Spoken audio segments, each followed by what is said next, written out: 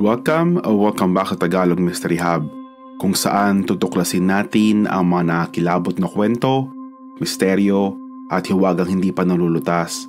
Huwag kalimutang mag-subscribe at pinutin ang notification bell para sa mas marami pang kwentong punong-puno ng kababalaghan at misteryo. Sa malawak na karagatan ng Pilipinas, ang asul na tubig ay tila walang hanggan.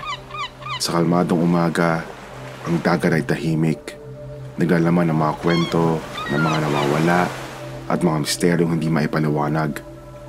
Ngunit sa ilalim ng alon na ito, may mga lihim na lumulutang, naghihintay na matuklasan.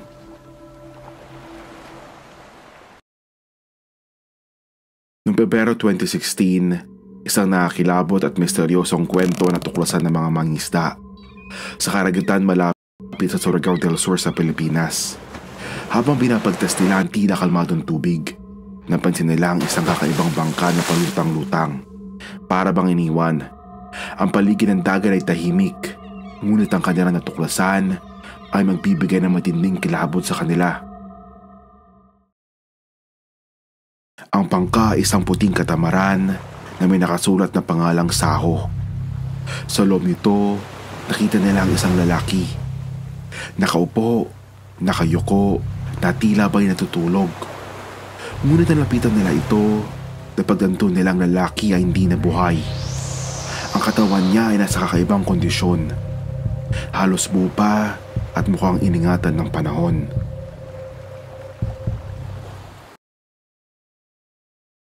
Si Manfred Fritz Bahorat ay isang German adventurer na halos 2 dekada na naglalakbay sa dagat. Ang karagatan na naging tahanan niya, ang kanyang kasama sa mga tagumpay at lungkot. Dati siya naglalayag kasama ang kanyang asawang si Claudia. Ngunit noong 2008, naghiwalay sila. Pagkatapos ng 1 taon, pumanaw si Claudia dahil sa cancer. Simula noon, mag-isa na naglayag si Manfred, dala ang kanyang mga alaala at lungkot.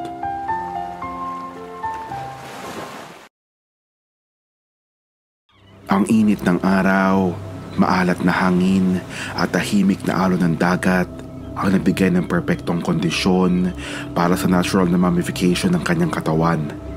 Walang mabagsik na bagyo o malaking alon nung nakita siya, kaya nanatiling buo ang bangka at ang katawan niya. Parang iningatan ng karagatan ang kwento niya, naghihintay na mabunyag.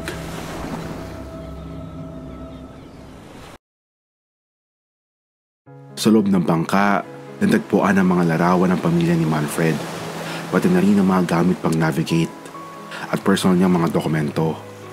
Ang mga litrato na nagpapakita ng masasayang alaala kasamang kanyang asawang si Claudia at anak na babae.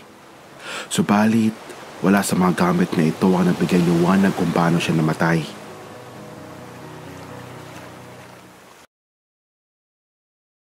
Maraming haka-haka ang lumabas.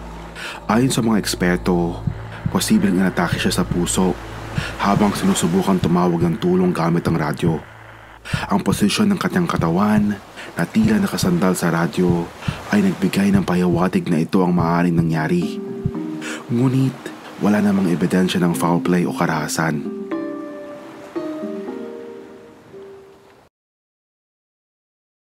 Ang karagatan ay saksi sa kwento ni Manfred Fritz Bahorat, isang tahimik na lugar kung saan nagkukas ang kanyang paglalakbay. Sa dagat na ito, natagpuan niya ang kapayapaan, ngunit iniwan niya ang mundo na maraming tanong na walang sagot.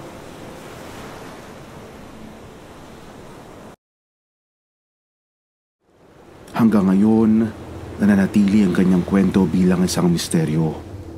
Isa ba siyang biktima ng kanyang sariling mga pangarap o itinakda ng kapalaran na magwakas ang kanyang buhay sa karagatan na minahal niya? Ang sagot ay tila naglaho na kasabay ng mga alon.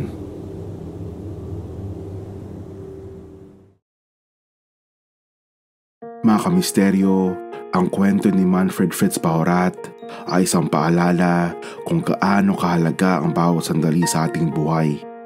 Kung may opinion kayo tungkol sa misteryong ito, iwan niyo ang inyong komento sa ibaba. Huwag kalimutang mag-like, mag-subscribe at i-hit ang notification bell para sa mas maraming pang kwento ng misteryo. Ako si Brian, hanggang sa muli, paalam.